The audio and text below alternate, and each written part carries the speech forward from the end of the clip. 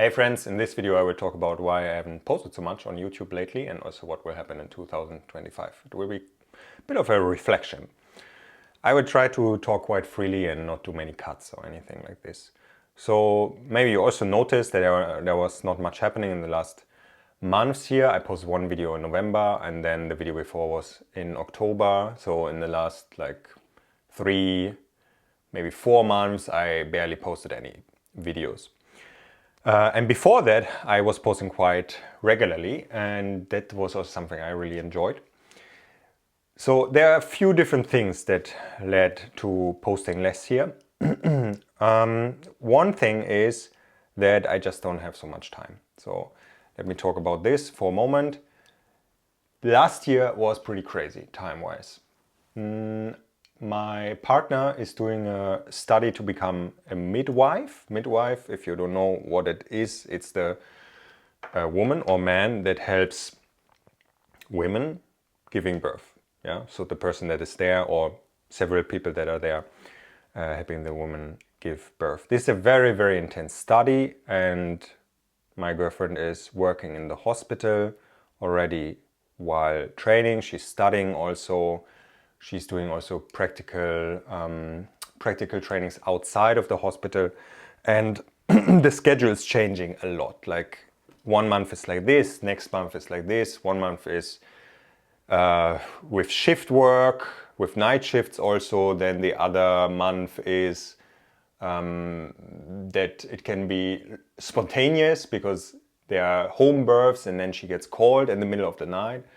And then another month is kind of normal studying schedule, whatever normal means in the university setting. So it's obviously also not every day the same. And since we have 2 kids, that can often mean that I'm very involved in all the family stuff, which I'm anyway, but to a point where it can sometimes be over 50% involvement, especially when it comes to like picking up the kids, bring them to school and so on. And since our kids are small, there's not so much time between bringing the kids to kindergarten and school and taking them home. So I noticed that in the last year, I think I never had less focus time in my life. Like it was really reduced. On the other hand, I had a very good year training-wise. Like my physical training was going very well, and I have to really thank also the people in my group in Berlin. It's a very small group, but very dedicated people. If you're interested in this, then you can write me an email, sign up for the newsletter. I'm sometimes writing about there, but I'm not writing often about the group training in Berlin. So it's good if you have heard about this, and if it's interesting you, then write to me. I don't always take new people in, yeah, but from time to time I write on my newsletter that I will take new people. This is, yeah, like I said, it's a small group of dedicated people that I take a lot of care of, that they do a good practice and that they progress well. And since I'm practicing with them, and last year I did always 4 to 5 sessions per week, it also ended up for me like having a much more regular practice than what I would actually hope for with my schedule. Yeah, this a bit chaotic schedule that I'm on, that can usually, like if you coach, if you have your business, like all the side things about the business can lead to like practicing less. But practicing I did definitely enough. I'm really happy with that. Then other things I didn't have so much time on. For example, this YouTube channel. And I had a good streak for the first half of the year where I did these very regular videos, which I really enjoy because I really want to show you what's happening. I want to give you insights about the practice, because I think this is allowing you to figure out what's the ideas here, not just through me talking about it or writing about it, but through actually seeing what's happening. Because in the end, this practice can be only understood through doing it yourself, and the closest step to doing it yourself is to really see what's happening and then combining it with things I'm talking about. But besides the time, I noticed there's another thing, which is an interesting kind of paradox. I feel I kind of know more about how to create this stuff and these videos, but it didn't help me in creating. I think not last year, but the year before, I looked a lot into how does YouTube work, how does social media work, and so on. I mean, before I kind of did it like just intuitively, let's say. I'm posting on the internet for a long time. So, but then I looked more into it. I started to watch videos. I even read a book about this topic. And it really heightened my understanding. I think I understand much more about how it works.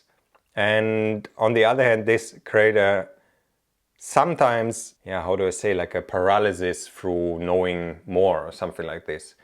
Just to bring some perspective into this, the topic of thumbnails and also the title of the video is a huge topic on YouTube, because you can have the best video in the world. If no one is clicking on it, then that's a problem. So people will go a long distance to create the best thumbnail and the best title. And that's personally really not my thing. And we experimented with that, and I had a designer making thumbnails, I had Mariana making thumbnails and so on. And we spent like hours on like a singular thumbnail. And you know, like big channels, they will spend days making thumbnails. They will make the thumbnail before they make the video. That's like a secret, like in this YouTube world. Like, make the thumbnail before you make the video. Well, never made then this. I never did in my life yet. Like, maybe I will do it at some point. But you know, for me, it's suddenly the attention goes to a detail which I don't personally care much about, and takes cognitive energy away from what I actually want to do. Then I did something interesting. I just started to make a picture of one moment in the video of this, when it comes to this vlogs, and I just put this as the thumbnail. Actually, it worked the same. Like the amount of, like the click-through rate, this is called, like how many people click on the thumbnail that see it, it was more or less the same. So a similar thing I noticed with the camera. This I film with my proper camera, which I have for several years. I'm using it, 6-7 years or something like that. I really like it. I really like my camera. I have a good personal connection with it. And I always felt like, I don't want to film with my phone. Like, I want to film with the real camera. But it's also inconvenient. You always have to set it up, blah, blah, blah, blah, blah. It's not as automatic as the normal iPhone. So at some point I took the iPhone out again.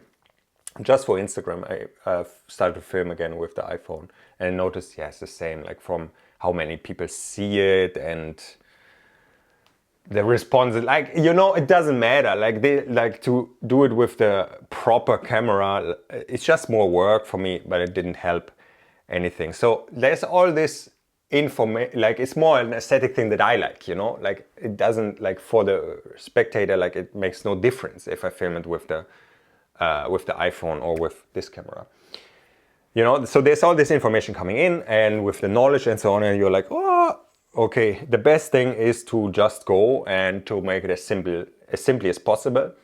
But I got caught in a kind of spiral of like not feeling so confident with cutting the things that I had into a video, especially with the little time that I felt I had.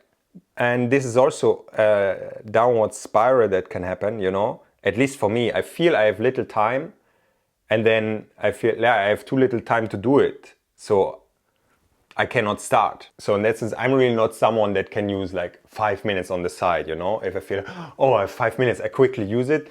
It's not for me. I need long stretches of time, and then I can cut the videos. But then it's always in conflict with other things that I also have to do. Yeah, with coaching, with my training, with researching new things, and so on and so forth. And then the question is always, what is most important? And the question is, how much is this bringing back, like this YouTube videos?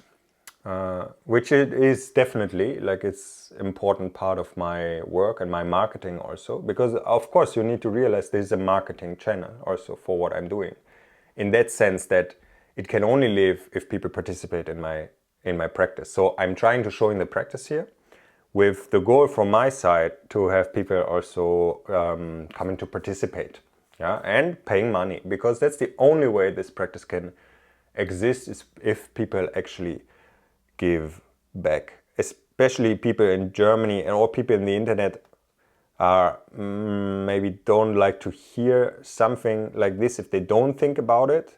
Yeah, they always like this kind of altruistic free stuff, but it's nonsense in my opinion. Like, this whole idea that is in the internet of free stuff, and I wrote a few times and talked a few times about it, it doesn't work. Like, it doesn't work like this. Like, you don't get high quality stuff if it's made for free, only if the people that are making it already have like huge amounts of money. Like, you can think about Brian Johnson, this longevity guy, which is who's actually also selling things. But he's a multi-millionaire, billionaire, whatever. He has lots of money. So he's putting lots and lots of stuff for free, and he can delay the point where he asks for money for a long time. Normal people, like me or other people, need to ask earlier for people to, hey, if you want to participate, you also have to pay money. So in that sense, this channel is a marketing tool for me, like Instagram also. So the evaluation for me, if this channel makes sense to do, is always, are new people coming into the practice? And if I feel, yeah, it works well, then I will post more. And if I feel it doesn't work so well, then I will post less. That's a simple thing. I felt in the last months, Instagram was a bit easier for me to do, because the videos are easier to make. Yeah, I can make videos in 10 minutes or something like this, whereas here it just takes more time. And it's also much easier to contact people on Instagram, because there is this DM function, which is missing here. Like, I cannot contact anyone in that sense. I can put links, that's easier than on Instagram, but the whole communication is much more difficult. Nevertheless, I personally like YouTube much more because of the long form that is happening here so much. I also personally, in my personal consumption, use YouTube. If I want to watch videos, I use YouTube.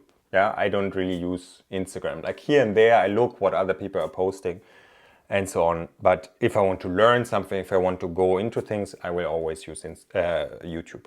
So I was reflecting on all of this and how I felt and why I didn't post so much. And I felt, yeah, there is a feeling of overwhelm, which is part of my work in a sense anyway, like voluntarily, I would say. And now I want to get to the history of my work and now how it is developing in 2025, because that's, at least for me, extremely interesting. So my idea was always to create a practice, and I call it Lebenspraxis, that is very vast. There's many, many things included. And the idea is, through that, to get an understanding of how life works in that sense. Yeah.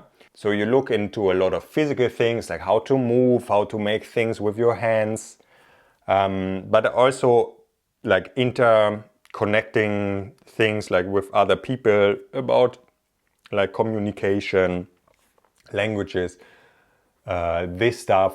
You look into yourself with meditation, perception work, like very vast thing. And you add like knowledge work in that sense, like trying to know a lot of things, blah, blah, blah, blah, blah.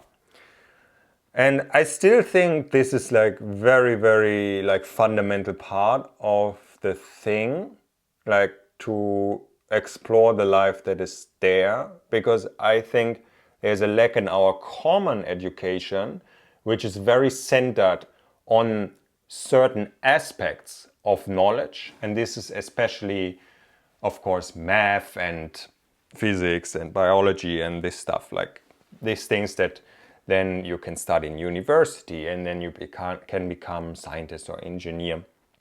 Yeah, and of course that you learn to read and to write. But for example, in school, there's not much physical education. And the physical education that is there, especially in Germany, is very based on playing ball games, but then also, yeah, not really to an extent that is, you know, like it's all, yeah, it's just not really developing people on the physical side, but it's also not really developing people in other aspects like, yeah, introspection, communication, and so on. So when you are 18 and you get out of school, in my opinion, you are very underdeveloped. Also with knowledge about the natural world in sense of being able to navigate through natural landscape, knowing different plants, having some basic survival techniques and so on. Because this is not about some dreamy, I don't know, dreamy, how do I say, like some dreamy thought about toughness or something like this. When I started with learning more, how do I say, sophisticated survival techniques when I was 18, it really opened my world spiritually to something that wasn't there before. Like it really changed my life so much. With 18, I took my first seminar. The same thing happens if you really explore movement, if you explore meditation, like all this stuff, like it really opens up a world for you. And from my perspective, worlds that help you a lot to feel at home in the world. Yeah, and this is something that I have also repeated in the past. This feeling of being at home in yourself and in the world, that's something crucial. So the problem is the world, it has slightly changed in the last years, and I have also slightly changed in the last years. There is an increasing feeling of overwhelm that people have that comes from several factors. One is the overabundance of information in the internet. People that scroll too much in the internet, which is many people, have the feeling there's so many things they should do and so many things to take care of that they don't even know where to start. And this is where people like me, that are coaches, that took a lot of time to understand processes, are actually the light towers in this. Like my work is not necessarily always to provide people with new information, that can be, but most importantly is to help people understand the process, meaning how do you, where do you start and what is the next step? How do you practice the steps? And how do you really go forward so that there's really a change? Because you can accumulate knowledge in the internet for unlimited amount of hours. There's so much. And by the way, not everything is in the internet. This is always what people say. Everything can be found in the internet. It's not true. Not everything can be found in the internet. But people are, what is happening to many people is exactly what happened to me with the YouTube channel. That I felt I had almost, there's too much. Like I had too much knowledge, but and too much material to work with, like to cut. And I kind of lost the path a little bit with this. Like it was much easier for me to do other things. What was much clearer for me to coach people, to do my own training and so on, than taking care of the YouTube channel, because I didn't know anymore where to start. Another aspect is a political aspect, which is many have the feeling that they need to work more for the same amount of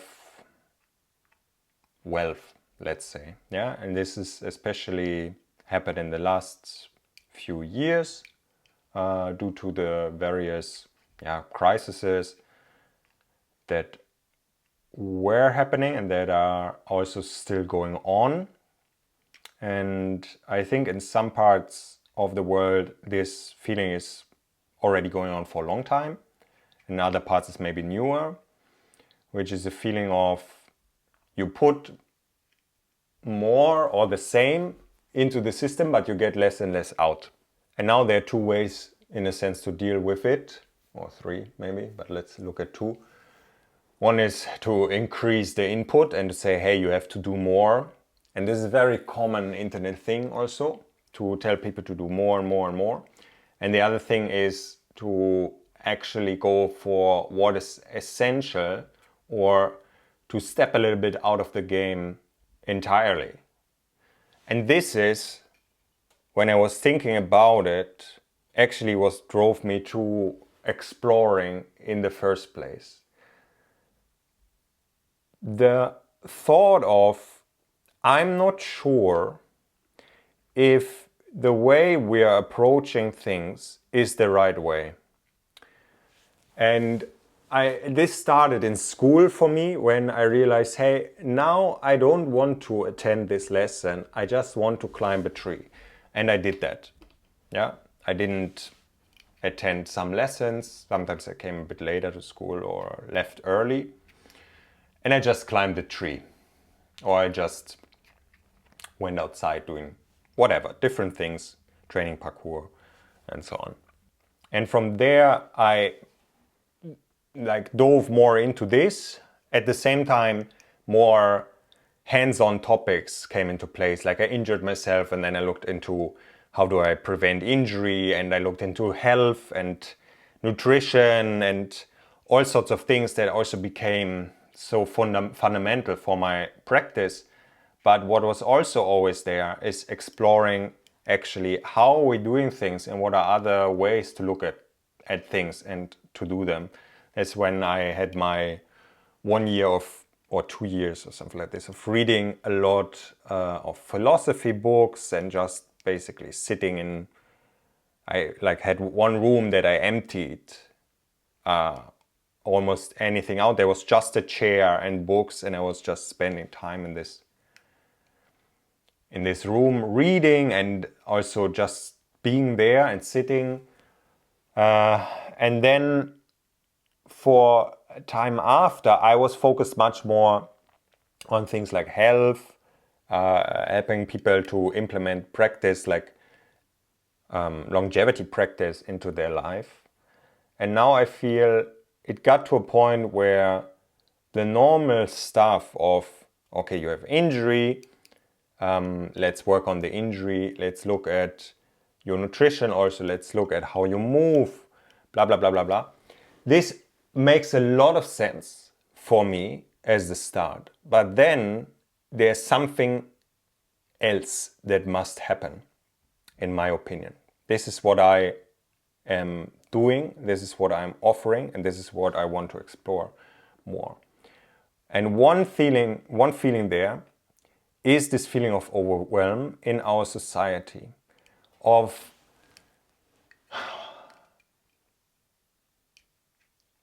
a confusion that is happening through the forces in our society, where I feel they kind of use you in a mechanistic way to keep the system alive running.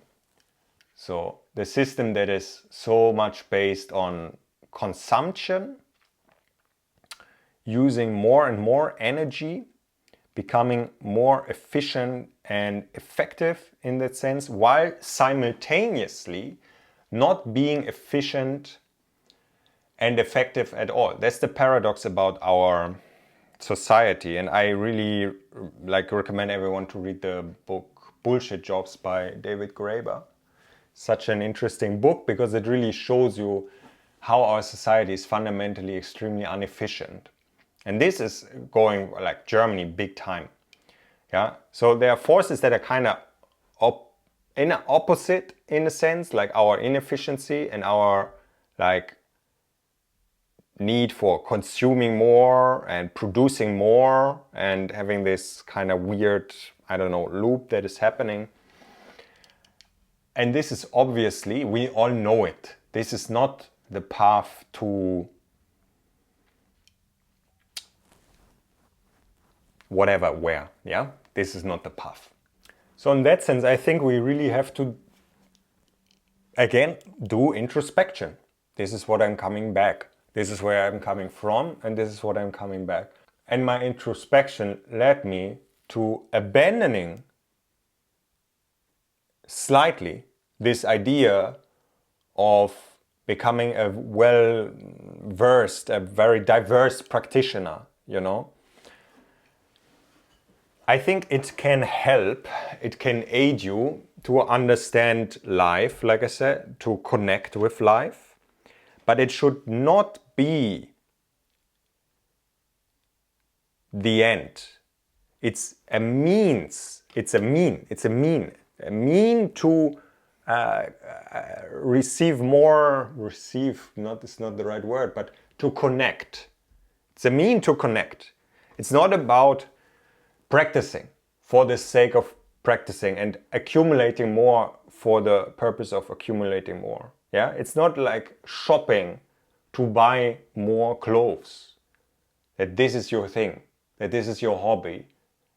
You buy clothes because you want the warmth, maybe you want the fashion or whatever, but it's not about buying the clothes. This is a part of the process that aesthetically is also interesting, and I will talk much more about aesthetics also in next publications through my newsletter and here maybe also.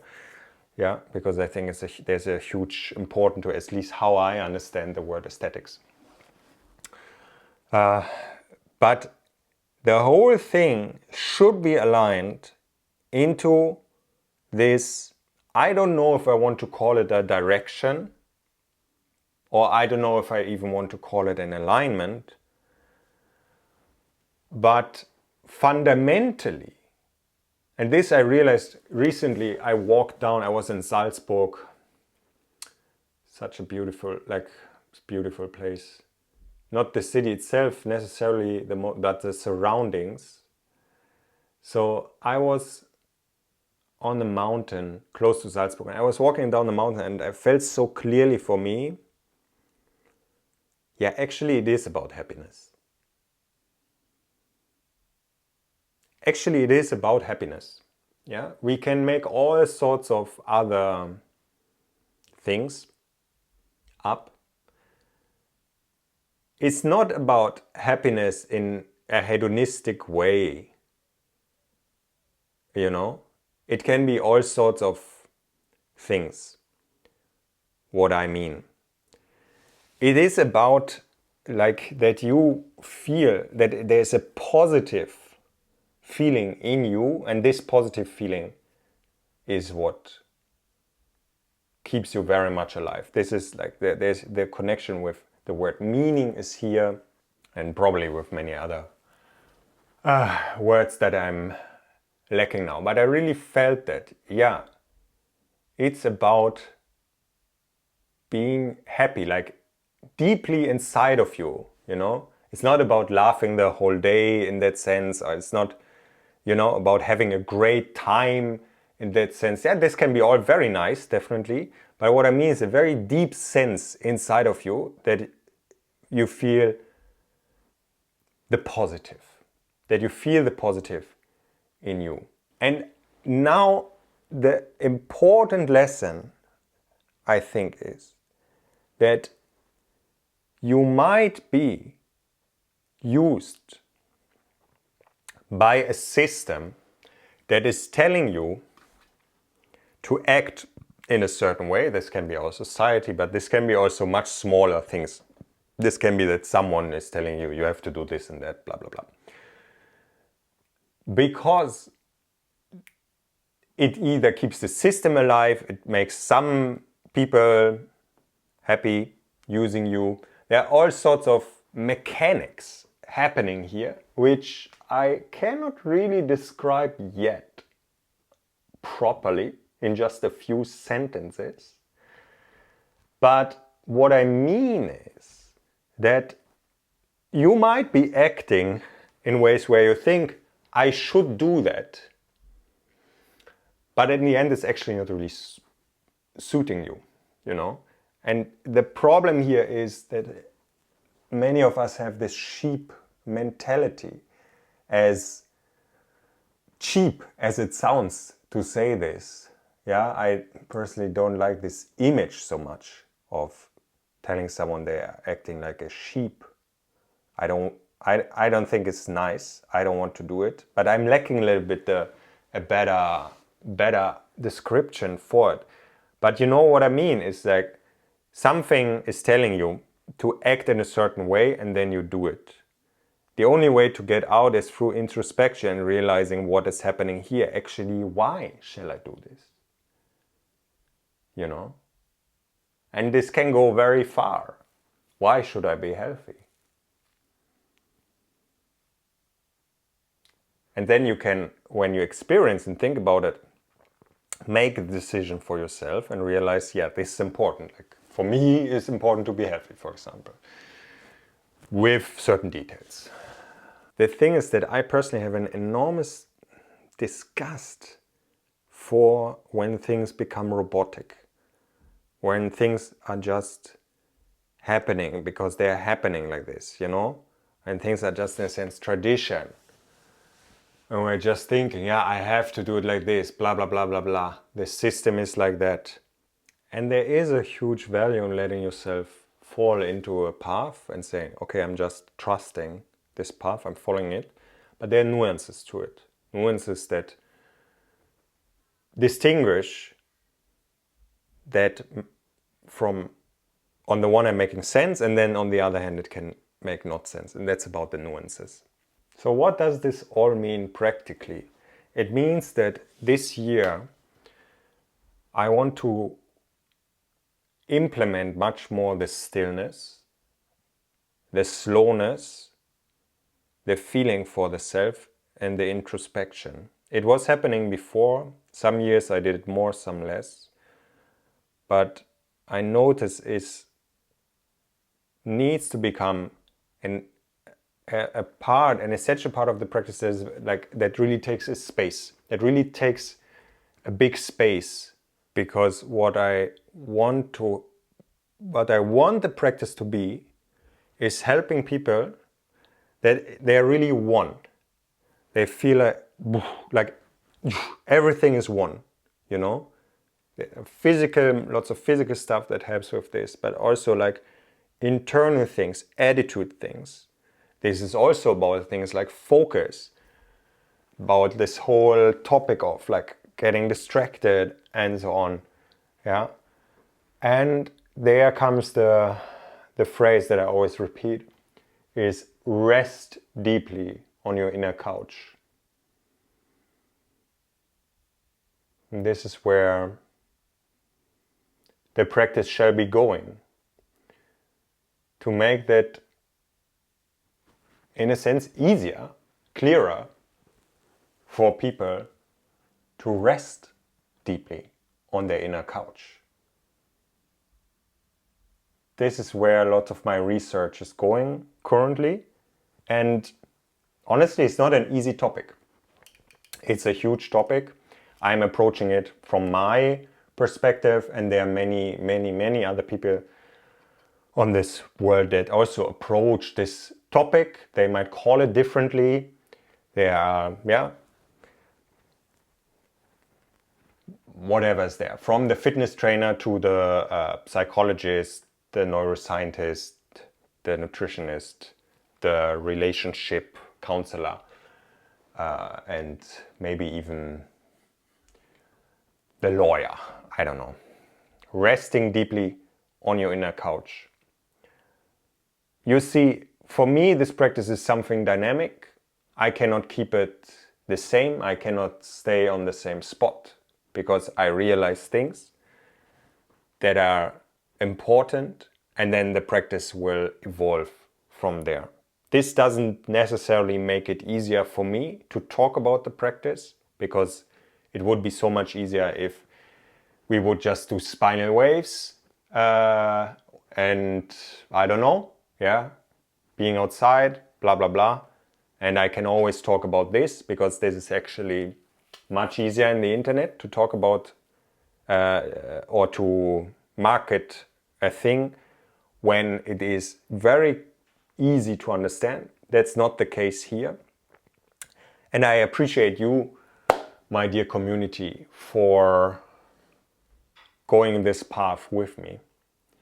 And I'm always interested in your thoughts. Definitely. I'm happy that the practice is evolving so gradually through time. It's developing through all the experience that is coming in, through all the reflection that is happening. And although now I am talking a bit heavy about it, I'm actually, like, as I said, in myself, I'm very, very, like, I'm really like full with it, you know. I feel the expansion, I feel the happiness about it, about the things that I understood in the last year and where it's going this year.